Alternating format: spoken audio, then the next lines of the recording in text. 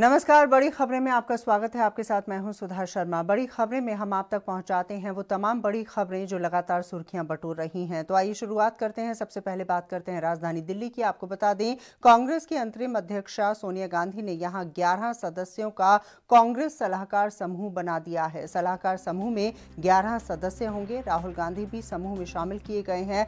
मनमोहन सिंह यहां अध्यक्ष बनाए गए हैं और सुरजेवाला इस समूह के संयोजक बने हैं। तो एक बार फिर से अपने तमाम दर्शकों के लिए बता दें किस तरह से सोनिया गांधी ने सलाहकार समूह बनाया है। 11 सदस्यों को यहां पे रखा गया है। सलाहकार समूह में राहुल गांधी को भी रखा गया है।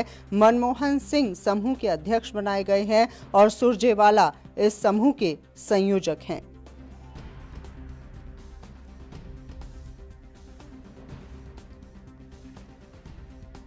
तो एक बार फिर से अपने तमाम दर्शकों के लिए बता दें, जिस तरह के हालात हैं फिलहाल देश में, उसको देखते हुए समूह का गठन किया गया है। कांग्रेस सलाहकार समूह का गठन किया गया है। 11 सदस्य इसके बनाए गए हैं और ऐसे में कांग्रेस की अंतरिम अध्यक्षा सोनिया गांधी के द्वारा ये फैसला लिया गया है।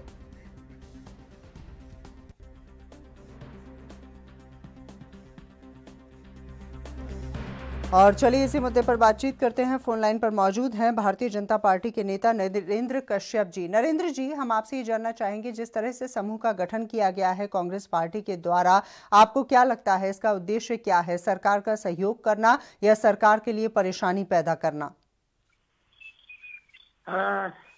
देखिए, आरोप और प्रत्यारोप का नहीं है और सबको मिलकर इस कोरोना वायरस से लड़ने की आवश्यकता है।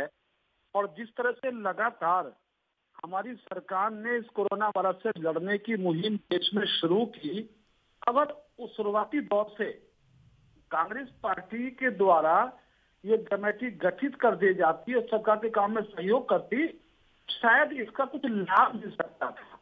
क्योंकि अब लॉकडाउन का दूसरा चरण शुरू हो गया है, तो जैसे देश में हालात हैं और दिन प्रतिदिन जिस तरह से हमारे देश में इस वायरस को हराने की मुहिम में हमारा देश सफल हुआ है, तो मैं समझता हूं कि कांग्रेस के द्वारा जो ये कमेटी बनाई गई है, ये शायद विपक्ष की सही भूमिका ना निभाते हुए देर से उठाया गया ये कदम है।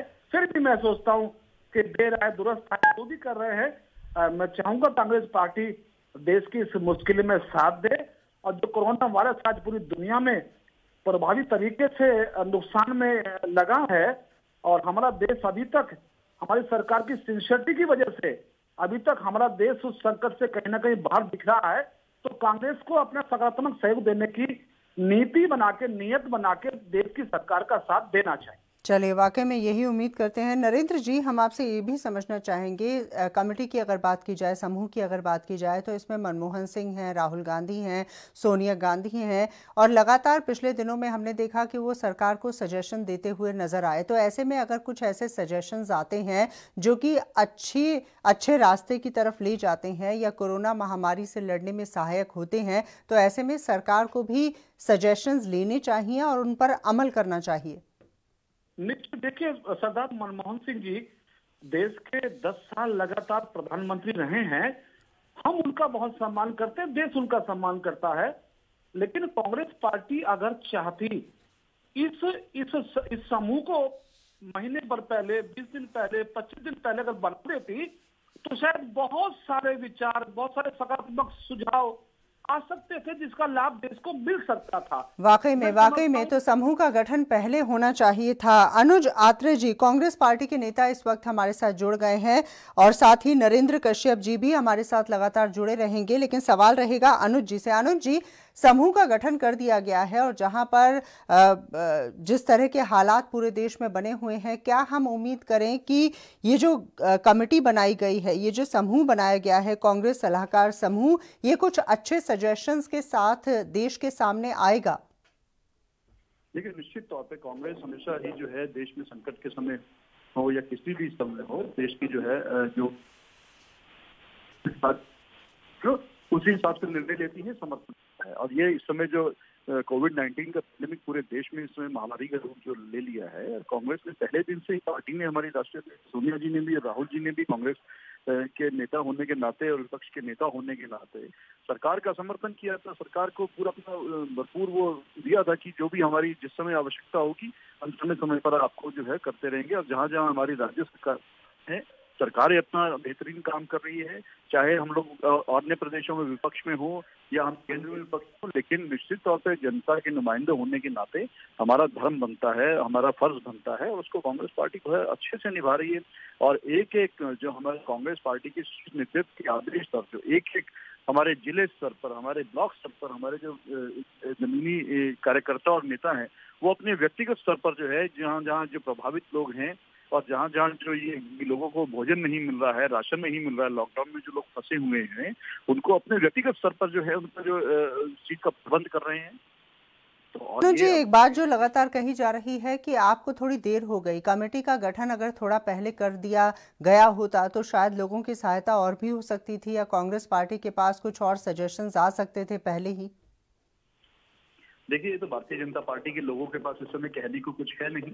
सरकार इनकी है, केंद्र में ये बैठे हैं, कांग्रेस ने क्या सरकार चला रहे हैं क्या हम लोग?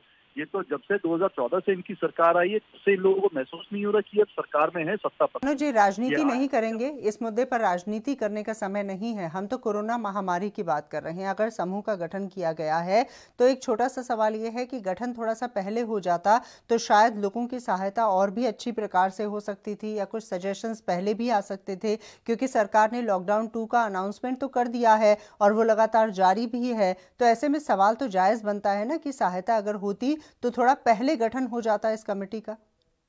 नहीं, देखिए, कोई कमेटी के गठन में कोई विलंब की वजह से कोई किसी प्रकार का कोई नहीं हुआ। हमारे कांग्रेस के नेता, हमारा शीर्ष नेतृत्व समय समय पर केंद्र सरकार को आगाह करते रहे, राज्य सरकार को आगाह करते रहे हैं। अभी 2 दिन पहले भी राहुल जी ने प्रेस कॉन्फ्रेंस करके सरकार को अपने 10 सुझाव दिए हैं। ये अलग बात है कि सरकार आज की डेट में विपक्षियों के सुझाव को भी अपनी आलोचना के रूप में लेते हैं, जबकि ये कहा गया है कि हम इस समय किसी की कोई आलोचना नहीं कर रहे हैं। जो कमियां रह गई हम उसमें कोई कमी नहीं गिनवा रहे हैं, लेकिन बावजूद उसकी क्योंकि इनको राजनीति करनी है तो इनको राजनीति करने से कोई रोक नहीं रहा है। हमारा केवल एक ही मानना है, सरकार से एक ही निवेदन है, जो हमारे बड़े नेता से लेकर के छोटे नेता तक सब लोग कार्यकर्ता सरकार से यही मांग कर रहे हैं कि इस समय आप जनता को जो लॉकडाउन में आपने जो सरकार ने आदेश दिया है और जनता उसका, पूरी देश की जनता उसका पालन कर रही है, तो जनता के दुख का भी ध्यान रखिए, जनता की तकलीफों का भी ध्यान। नरेंद्र जी क्या कहेंगे आप, जनता के दुख का जो कारण है उसको दूर करने की कोशिश करे सरकार, इस तरह की बात कर रहे हैं कांग्रेस के नेता?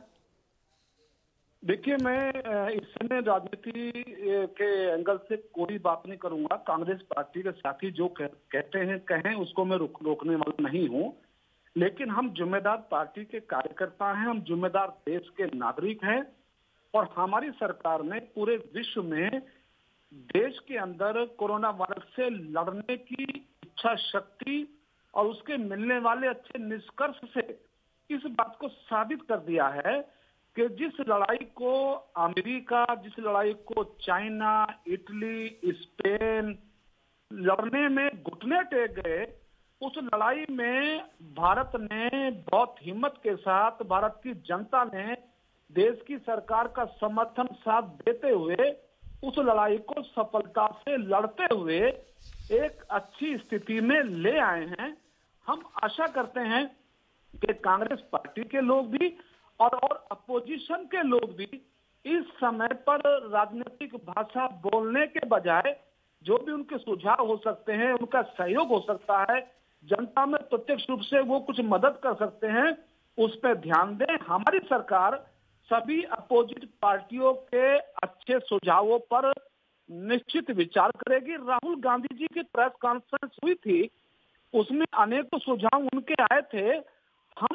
हम सकारात्मक सोच की पार्टी के लोग हैं। हमने किसानों के सुविधा को लेके, हमने जो मिडिल लेवल के इंडस्ट्रियलिस्ट हैं, छोटे कारोबारी हैं, उनकी मुश्किल को लेके, और उससे पहले भी जो बेचारे गरीब लोग हैं, मजदूर हैं, कंस्ट्रक्शन वर्कर हैं, उन सबको अपलिफ्ट करने के लिए, उन सबको इस कोरोना बीमारी से निकालने के लिए पहले ही हमारी सरकार ने 1,70,000 करोड़ रुपए का पैकेज देके भारत की उस पर गरीब की जा जनता रही है। को बहुत बहुत संभालने शुक्रिया अनुज जी हमसे बातचीत करने के लिए, नरेंद्र जी हमसे बातचीत करने के लिए। कांग्रेस पार्टी और भारतीय जनता पार्टी के नेता हमारे साथ मौजूद थे और लगातार यही उम्मीद की जा रही है कि जिस तरह के हालात हैं ऐसे में और क्या कुछ आगे किया जा सकता है, इसको लेकर कुछ नए सजेशंस मिलेंगे। और इसी को लेकर कांग्रेस की अंतरिम अध्यक्षा सोनिया गांधी ने 11 सदस्यों के कांग्रेस सलाहकार समूह का गठन कर दिया है, जिसमें राहुल गांधी, मनमोहन सिंह और सुरजेवाला को शामिल किया गया है।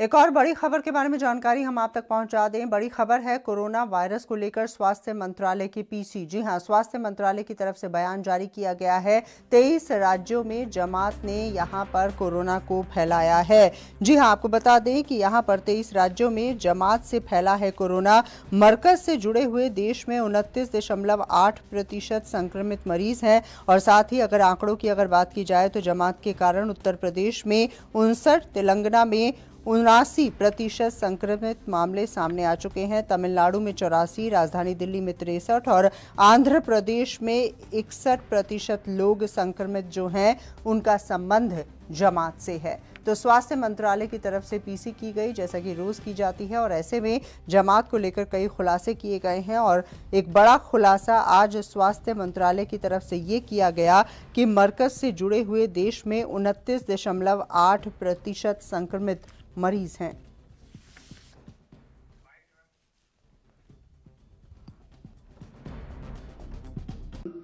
जैसे मैंने आपको बताया कि 14,378 पॉजिटिव केसेस जो आए हैं उसमें से 4,291 लगभग 29.8% केसेस निजामुद्दीन मरकज क्लस्टर से सिंगल सोर्स से संबंधित पाए गए हैं, जिससे 23 स्टेट्स और यूनियन टेरिटरी से इससे रिलेटेड केसेस पाए गए। मुख्यतः तमिलनाडु, दिल्ली, तेलंगाना, उत्तर प्रदेश और आंध्र प्रदेश जैसी हाई डिजीज बर्डन स्टेट्स में, जो कि top 10 states in terms of case loads हैं, वहां पर इस पर्टिकुलर इंसिडेंट से रिलेटेड केसेस पाए गए हैं। तमिलनाडु में 84% केसेस, दिल्ली में 63% केसेस, तेलंगाना में 79% केसेस, यूपी में 59% केसेस और आंध्र प्रदेश में 61% केसेस इस इवेंट से। और चलिए इसी मुद्दे पर बातचीत करते हैं। फोन लाइन पर मौजूद हैं हमारे संवाददाता सुधीर सलूजा। सुधीर, हम आपसे ये समझना चाहेंगे, जिस तरह के आंकड़े स्वास्थ्य मंत्रालय की तरफ से पेश किए गए हैं, इसके बारे में क्या कहेंगे? क्योंकि लगातार ये बात कही जा रही है कि सिंगल सोर्स बन चुका है जमात कोरोना वायरस को लेकर। सुधा जी, आज स्वास्थ्य मंत्रालय ने कहा कि देश के 23 राज्यों में तबलीगी जमात से कोरोना फैला है। देश के 29.8% संक्रमित मरीज मरकज से जुड़े हुए हैं। तबलीगी जमात के कारण उत्तर प्रदेश में 59%, तब तेलंगाना में 89%, तमिलनाडु में 84%, दिल्ली में 63% और आंध्र प्रदेश में 61% लोग संक्रमित है। जबकि पूरे देश में कोरोना संक्रमित लोगों का आंकड़ा 14,792 है। 488 लोगों की मौत हुई है और 2015 लोग ठीक हुए हैं। ठीक होने की जो दर है वो 13.85% है और देश में मृत्यु दर 3.35 है। 23 राज्यों में 45 जिलों में हालांकि एक राहत की खबर है कि 14 दिन से कोई नया केस नहीं आया है। चलिए, बिल्कुल सुधीर जी, आप हमारे साथ मौजूद रहें। और इस वक्त धर्मगुरु सैयद सैफ अब्बास नकवी जी हमारे साथ जुड़ गए हैं, उनसे हम बातचीत करते हैं। नकवी साहब, हम आपसे ये जानना चाहेंगे, जिस तरह के आंकड़े स्वास्थ्य मंत्रालय की तरफ से दिए गए हैं, जिसमें कहा गया है कि 23 राज्यों में जमात ने कोरोना को फैलाया है, सबसे पहले आपका रिएक्शन चाहेंगे। देखिए, ऐसा है कि कोरोना जो है वो आया और आने के बाद फैला भी है, लेकिन उसमें सिर्फ ये बात कहना कि जमात ने फैलाया है, इस बात से हम मुत्तफिक नहीं हैं जी। क्योंकि बहरहाल जो बात ये कही जा रही है कि 30% जमात से रिलेटेड है, इस बात को हम एक्सेप्ट कर सकते हैं कि जमात में चूंकि बहुत बड़ा प्रोग्राम हुआ था और उसमें जैसे पता चला कि 15 या 17 कंट्रीज के लोग शरीक हुए थे और ये आया हमारे मुल्क में बाहरी से है, तो उसमें अगर ये स्कैनिंग हो जाती तो मैं समझता हूँ जमात का प्रोग्राम भी सही हो जाता और उसके बाद ये फैलता भी नहीं। लेकिन अब ये हुई है लापरवाही, जमात के लोगों से भी लापरवाही हुई है, स्कैनिंग नहीं हुई है। और इस बात से कोई इनकार नहीं कर सकता है कि आज जो मरीज हमारे के यहाँ हैं उसमें जो परसेंटेज है, उसमें एक परसेंटेज है ऐसी बड़ी जो 30% बताई जा रही है, जिसमें जमात से लोग हैं कि पॉजिटिव पाए गए। अच्छा, आपने कहा कि ये जो 23 राज्यों में जमात के कारण कोरोना फैला है, इस बात को आप स्वीकार करने के लिए तैयार नहीं है। कुछ आंकड़े आपके सामने मैं रखना चाहूंगी। उत्तर प्रदेश में 59% ऐसे मरीज हैं जिनका संबंध जमात से है। उसके अलावा अगर तेलंगाना की बात की जाए तो 79% यानी लगभग 80% ऐसे मरीज हैं जिनका संबंध जमात से है। तमिलनाडु में बात करें तो 84% हैं, राजधानी दिल्ली में 63% हैं और आंध्र प्रदेश में 61% है। अभी भी आप ये कहेंगे कि ये जो 23 राज्यों में जमातियों की वजह से कोरोना फैला है, इस बात को आप स्वीकार नहीं करेंगे? नहीं, मैंने आपसे कहा भाई, मैं परसेंटेज जो आज स्वास्थ्य विभाग की तरफ से आई है 30% की, मैं उसको तो एक्सेप्ट कर रहा हूँ कि इस वक्त जो मरीज हैं उसमें 30% जमात के लोग हैं। इससे कोई इंकार नहीं कर सकता है। जो जमात के प्रोग्राम में गए उसमें शरीक हुए, कहीं ना कहीं उनका रिलेशन है। लेकिन इन्हीं की वजह से फैला है 23 राज्यों में और इंडिया में इन्हीं की वजह से फैला है, इस बात को मैं डिनाई करूंगा। जी बिल्कुल नकवी साहब, यही तो परेशानी है ना कि जहां पर अगर ऐसा हुआ है, लेकिन ये जो लेकिन परंतु लगा दिए जाते हैं ना, इससे परेशानी बढ़ती है। धर्म गुरु जो होते हैं उनके ऊपर लोग विश्वास करते हैं, लेकिन अगर वो अपनी बात को साफ गोई से नहीं रखते हैं तो कहीं ना कहीं लोगों के अंदर भ्रम पैदा होता है या वो बातों को स्वीकार करने के लिए तैयार नहीं होते हैं। मैं आपसे ये समझना चाहूंगी कि चलिए, जमात की वजह से जो शुरुआत में बातें कही जा रही हैं कि काफी बड़ी संख्या में कोरोना पॉजिटिव बाहर निकले हैं, लेकिन जिस तरह से अभी भी जमाती छुपे हुए हैं, कई राज्यों की पुलिस को ये कहना पड़ रहा है कि बाहर आ जाइए वरना FIR दर्ज करनी पड़ेगी, और वो बाहर नहीं निकल रही हैं। या कई ऐसे मामले आए जहां पर स्वास्थ्य कर्मियों के ऊपर हमले किए गए। क्या आप नहीं मानते कि ये देश के साथ जमातियों का विश्वासघात है जो इस तरह की हरकतें कर रही हैं? बिल्कुल, मैं इस बात की बिल्कुल करूंगा। मैंने कल भी अपने कहा मुसलसल कि जिस तरीके से पुलिस पर और स्वास्थ्य कर्मियों पे हमले किए जा रहे हैं, इसकी घोर निंदा मैंने की है। नंबर 2 बात, मेरी परमानेंट इस बात की अपील रही है कि भाई लोगों को निकल के सामने आना चाहिए, क्योंकि जो जमात का प्रोग्राम हुआ था वो जब लीगल तौर के ऊपर हुआ था तो उस जी भी कहते थे चेक करा लो। इस बात को बिल्कुल मैं कहूंगा कि जो लोग छुपे हुए हैं ये धोखा दे रहे हैं, खुद अपने को धोखा दे रहे हैं, अपनी फैमिली को धोखा दे रहे हैं, अपने देश को धोखा दे रहे हैं। चलिए, बहुत बहुत शुक्रिया नकवी जी हमसे बातचीत करने के लिए। साथ ही सुधीर जी का भी धन्यवाद करना चाहेंगे हमसे बातचीत करने के लिए। और जिस तरह के आंकड़े सामने आए हैं उसके बाद जरूर ये कहा जा सकता है कि जमातियों की काफी बड़ी संख्या है जो पॉजिटिव मरीज हैं उनमें। और साथ ही साथ ये बात भी कही जा रही है कि जिस तरह की हरकतें कुछ जमातियों के द्वारा की जा रही है वो देश के साथ विश्वासघात है। और एक और बड़ी खबर उत्तर प्रदेश से आई। जी हां, उत्तर प्रदेश के बरेली की अगर बात की जाए तो कोरोना योद्धा पर यहां पर हमला किया गया है। फरीदपुर में सर्वे करने गई नर्स के साथ मारपीट की गई है। नर्स का रजिस्टर, मोबाइल छीन लिया गया। नर्स ने भागकर अपनी जान बचाई। जी हां, एक बार फिर से अपने तमाम दर्शकों के लिए बता दें किस तरह से खबरें लगातार आ रही हैं, चाहे मध्य प्रदेश की बात करें, उत्तर प्रदेश की बात करें, राजस्थान की बात करें, ये तमाम ऐसे राज्य हैं जहां से इस तरह की खबरें आ रही हैं। और एक बड़ी खबर जैसा कि हम आप तक पहुंचा रहे हैं कि उत्तर प्रदेश के बरेली में कोरोना योद्धा पर हमला बोला गया है। फरीदपुर में ये नर्स पहुंची थी सर्वे करने के लिए और उनके ऊपर हमला किया गया। रजिस्टर उनका छीन लिया गया, मोबाइल छीन लिया गया और नर्स ने भागकर अपनी जान बचाई। जब मैं सर्वे करके अंदर से निकली थी तो यहाँ पे मेरा रजिस्टर मोबाइल छीना गया था। किस चीज़ का सर्वे करने आई थी? मैं ये हमारी सरकार द्वारा एक जो बाहर से आए हुए ड्यूटी करके जो बाहर लोग नौकरी करते हैं या कोरोना के बारे में बताने आई थी, समझाने आई थी। स्वास्थ्य विभाग की तरफ से मैं आई थी कि आपके परिवार में कोई बाहर से सदस्य तो नहीं आया है, उनके परिवार के मुखिया का नाम, सर्दी जुकाम बुखार, उसके बारे में मैंने पूछा। या पुरानी कोई गंभीर बीमारी तो नहीं है, उसके बारे में पूछा और फिर बताया। उनका नाम नोट करने आए थे। अगर गंभीर बीमारी है तो उसको नोट करूँ। फिर फोटो खींच रही थी यहाँ से साइड से। फिर अंदर से निकल के मैं जब बाहर आई तो मेरा मोबाइल आया, पीछे रह के मैं आगे रह गई। यहीं पे मेरे साथ बहुत सारे लोग थे यहाँ पर जिन्होंने मेरे साथ ये रजिस्टर वगैरह मोबाइल वगैरह छीना था। देखिए, ये इस तरीके की हरकत या इस तरीके की जो भी कुकृत जो किया है, जिसने भी किया है, बहुत मतलब शर्मपूर्ण है। अभी तो मैं वीडियो कॉन्फ्रेंसिंग से आया हूँ ये मैटर मैं संज्ञान में ले रहा हूँ। वहाँ के जो चिकित्सा अधीक्षक डॉक्टर बासित अली हैं, उनसे मैं लगातार फ़ोन से संपर्क में हूँ और डिटेल ट्रेस करके जो भी संबंधित पुलिस अधिकारी हैं उनको बता दिया है, क्योंकि हम लोग तो जो भी नियमानुसार कार्य वही करेंगे, हमें कानून अपने हाथ में नहीं लेना। और गवर्नमेंट स्वयं और हमारा प्रशासन स्वयं इस चीज़ के प्रति बहुत गंभीर है। तो मैंने अभी डॉक्टर बासित अली से यही कहा है कि आप इस पर पूरी गंभीरता से नज़र रखें, कौन थे क्या थे, और वो सारा पुलिस प्रशासन को बताएं, जिससे कि जो भी आरोपी है उसके विरुद्ध सख्त से सख्त कार्रवाई की जा सके। अपने स्टाफ को हमने काउंसिल किया है कि आप इन सब चीज़ों से घबराएं ना, क्योंकि ये पार्ट एंड पार्सल हैं। हम लोगों का जो ऑब्जेक्टिव है वो बिल्कुल फिक्स्ड है। हमें पेशेंट की सेवा करनी है, पेशेंट को बेहतर करना है। कुछ लोग हैं, fistful people are there, those who are doing such type of activities, तो उनको कंडेम करेंगे और बहुत स्ट्रांगली इस चीज़ को करेंगे।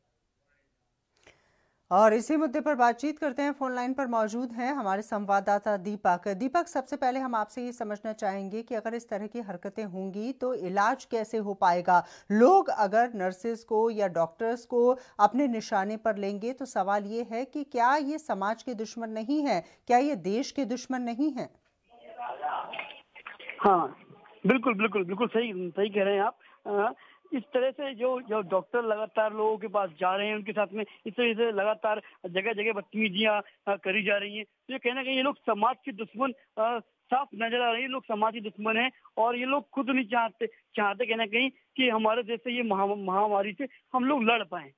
चलिए, बहुत बहुत शुक्रिया दीपक हमसे बातचीत करने के लिए। और फोन लाइन पर मौजूद हैं भारतीय जनता पार्टी के विधायक पप्पू भरतौल जी। पप्पू जी, हम आपसे ये समझना चाहेंगे, जिस तरह से देश के अलग अलग राज्यों से इस तरह की घटनाएं सामने आ रही हैं, तो सवाल ये उठता है कि क्या ये लोग भ्रम में हैं या किसी तरह की साजिश को अंजाम तक पहुंचाया जा रहा है? धन्यवाद, नमस्ते। मैं तो ये कहना चाहता हूँ, ये तो भ्रम में नहीं है, इनकी एक ये साजिश है।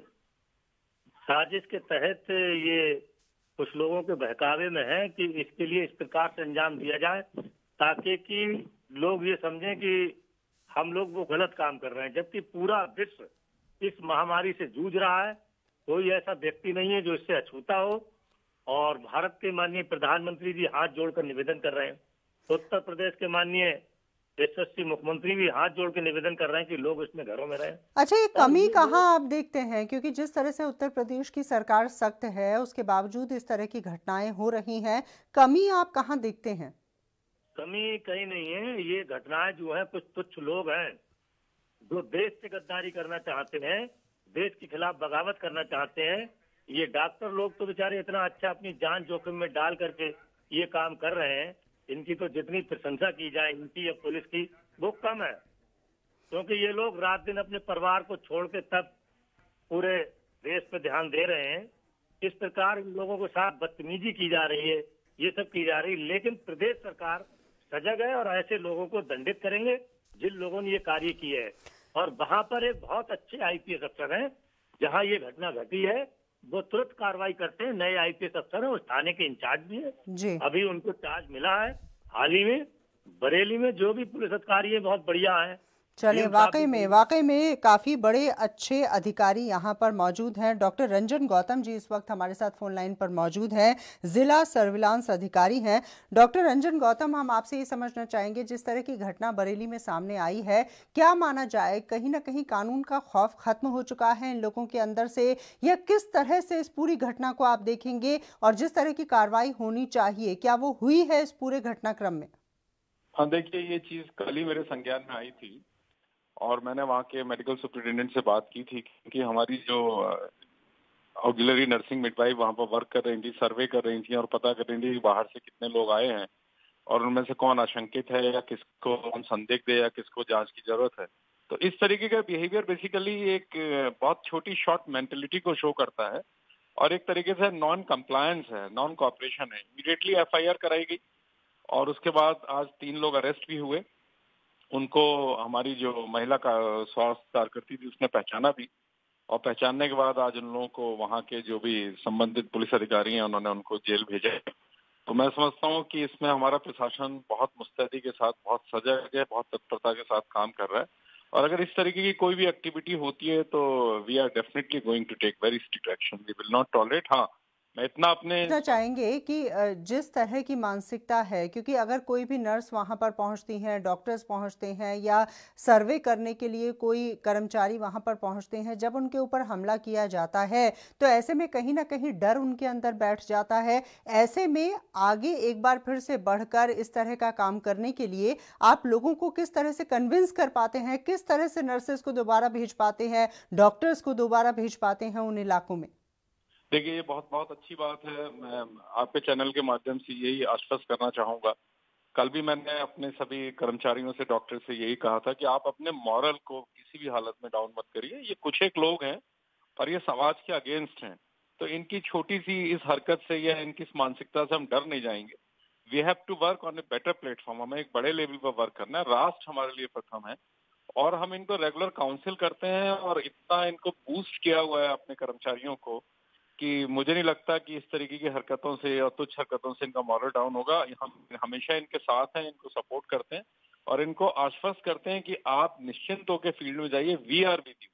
आज हमारे मेडिकल ऑफिसर्स भी साथ में थे फील्ड में। जी में डॉक्टर गौतम, बहुत बहुत शुक्रिया हमसे बातचीत करने के लिए और सैल्यूट भी हम आपको करना चाहेंगे जिस तरह से आप लगातार जनता की सेवा कर रही हैं। पप्पू भरतौल जी का भी शुक्रिया अदा करेंगे। भारतीय जनता पार्टी के विधायक हमारे साथ मौजूद थे और सबसे बड़ा सवाल ये कि आखिर ये किस प्रकार की मानसिकता है। नर्सेज पहुंचती हैं, डॉक्टर्स पहुंचते हैं, कर्मचारी पहुंचते हैं तो वहां पर या तो उनके ऊपर पथराव कर दिया जाता है, तलवारों का इस्तेमाल किया जाता है, मारपीट की जाती है, रजिस्टर्स छीन लिए जाते हैं, हमले बोल दिए जाते हैं। वाकई में इस मानसिकता को कुचलने की आवश्यकता है और इन लोगों के खिलाफ कड़ी कार्रवाई करने की आवश्यकता है। और एक बड़ी खबर और आई है, इसके विषय में आपको बता दें। ये बड़ी खबर है महाराष्ट्र से। आपको बता दें कि कोरोना से जंग लगातार जारी है महाराष्ट्र के अंदर। पालघर पुलिस ने 237 लोगों के खिलाफ मुकदमा दर्ज किया है। ये तमाम लोग, अगर इस वक्त आप अपने टेलीविजन स्क्रीन पर जो देख पा रही हैं, मॉर्निंग वॉक के लिए निकले थे और लॉकडाउन है, सोशल डिस्टेंसिंग के नियम की बात कही जा रही है ये, लेकिन इन सब के बीच में ये तमाम लोग घरों से बाहर निकले, मॉर्निंग वॉक करने के लिए निकले। तो मानसिकता को आप समझिए किस तरह से सरकार, राज्य सरकारें हैं, केंद्र सरकार है, डॉक्टर्स हैं, लगातार ये बात कह रही हैं कि आपको अपना ख्याल रखना है, घरों के अंदर रहना है, लेकिन उसके बावजूद इस तरह की लापरवाही लोग करते हुए नजर आ रहे हैं।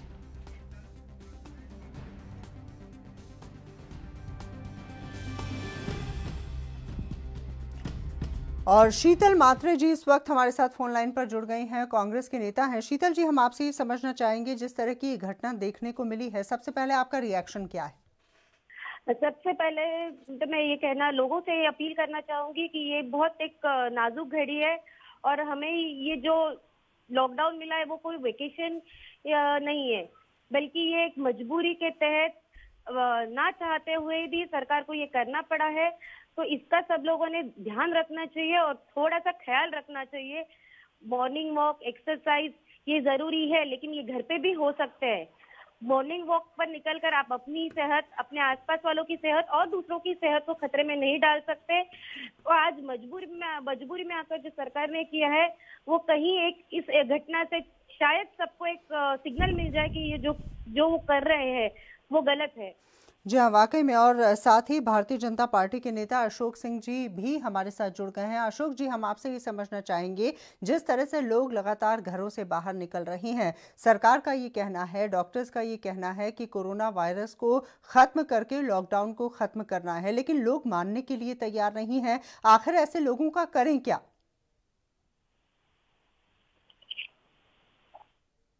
अशोक जी, आप मुझे सुन पा रहे हैं? जी, मैं आपकी आवाज सुन रहा हूँ। अशोक जी, मेरा आपसे ये सवाल है, जिस तरह की घटना पालघर में देखने को मिली है कि मॉर्निंग वॉक करने के लिए लोग घरों से बाहर निकल गए, आखिर ऐसे लोगों का करें क्या? देखिए, जिस प्रकार से ये महामारी पूरे विश्व को परेशान किए हुए है, तो इसकी गंभीरता को मेरे देश के नागरिकों को और बॉम्बे के नागरिकों को समझना पड़ेगा। इससे पहले कि घर बर्बाद हो, परिवार बर्बाद हो, जीवन दांव पे लगे, अच्छा है कि हम अपने घर में रहें। और मॉर्निंग वॉक जैसे मामले हैं, देखिए, अगर आप स्वस्थ रहेंगे, शारीरिक रूप से ठीक रहेंगे, तो ये मॉर्निंग वॉक आपके लिए काम आएगा। लेकिन अगर आप बीमार हो जाएंगे, ग्रस्त हो जाएंगे, तो आप चलने लायक नहीं बचेंगे, कुछ कर नहीं पाएंगे, तो ये मॉर्निंग वॉक भी बाद में आप नहीं कर पाएंगे।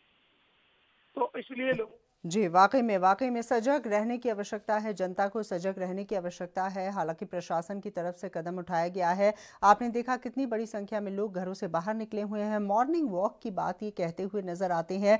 लेकिन जैसा कि प्रधानमंत्री ने भी कहा कि जान है तो जहान है, और ऐसे में अगर आप घरों से बाहर निकलते हैं, लॉकडाउन का उल्लंघन करते हैं, तो ये आपके लिए, आपके परिवार के लिए, समाज के लिए, देश के लिए खतरनाक है। बहुत बहुत शुक्रिया शीतल जी हमसे बातचीत करने के लिए। साथ ही अशोक जी का भी धन्यवाद करना चाहेंगे। और आप देखिए किस तरह से प्रशासन ने सख्ती बरतते हुए इन लोगों के खिलाफ मुकदमा दर्ज किया है। 237 लोगों के खिलाफ मुकदमा दर्ज किया गया है और मॉर्निंग वॉक करने के नाम पर ये तमाम लोग घरों से बाहर निकले थे। और तमिलनाडु से तस्वीरें आई हैं। जी हां, पुलिस की चौकसी की तस्वीरें आई हैं। कोरोना से जंग में लॉकडाउन लगातार जारी है। जैसा कि आप सभी जानते हैं, ड्रोन से निगाह रखी जा रही है लोगों के ऊपर और खुलेआम कैरम खेलते हुए लोग यहां पर नजर आए। लेकिन जैसे ही ड्रोन पर उनकी नजर पड़ी तो वो किस तरह से दौड़े हैं तस्वीरों में, आइए हम आपको दिखाते हैं।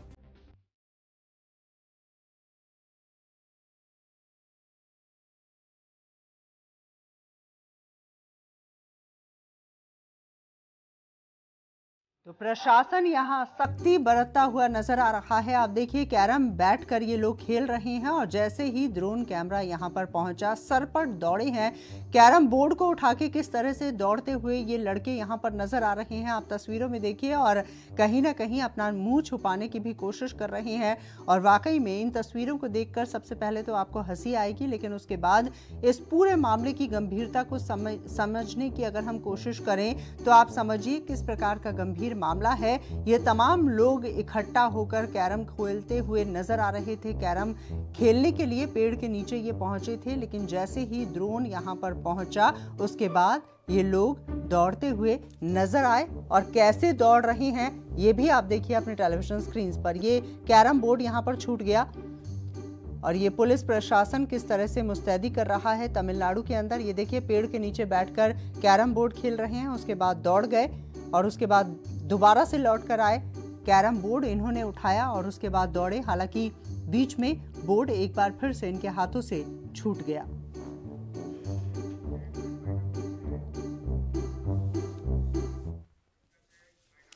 और जैसा कि पहले हमने कहा कि तस्वीरें देखकर हंसी आपको ज़रूर आ सकती है, जिस तरह से दौड़ते हुए ये लोग नज़र आ रहे हैं। लेकिन मामले की गंभीरता को समझने की आवश्यकता है। देश को अगर बचाना है तो लॉकडाउन का पालन ज़रूर करना होगा। और इसी के साथ फिलहाल के लिए बड़ी खबरें में बस इतना ही। मुझे दीजिए इजाज़त। नमस्कार।